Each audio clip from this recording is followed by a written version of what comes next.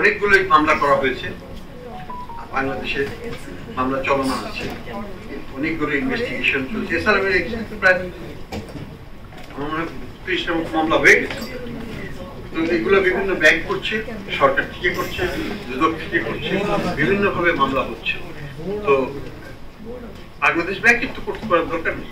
যারা এগ্রিভড party, bank, concern bank, তারা করবে, তাদের সম্পদ নিয়ে গেছে, সরকার করবে, দুদক আছে, আমাদের সিআইডি আছে, তদন্ত হচ্ছে এবং নতুন নতুন তথ্য বেরিয়ে আসছে। আজকেও অনেক তথ্য বেরিয়ে আসে। তো এগুলো আমরা মানে বিচার পদ্ধতির প্রক্রিয়ার মাধ্যমে আমরা সম্পত্তিগুলো অ্যাটাচ করা হয়েছে, তাদের সবই অ্যাটাচ করা আছে। কোনোটাই তো ফ্রি না যে বিক্রি করতে চাইলে তারা বিক্রি করে দিয়ে চলে যেতে পারবে, তারা তো পারবে না। এখানে তাদের শেয়ার তো সবগুলি অ্যাটাচ করা আছে এবং পরবর্তীতে এই 5টা ব্যাংকের ক্ষেত্রে শেয়ারগুলো জিরো হয়ে যাচ্ছে। ইসলামী ব্যাংকের ক্ষেত্রে সেটা আলটিমেটলি আমরা আশা করবো যে বিক্রি করে দিয়ে ডিপোজিটরদের স্বার্থ রক্ষা করা হবে। তো এইভাবে আমরা বিভিন্নভাবে বিভিন্ন কেস সলভ করার চেষ্টা করি।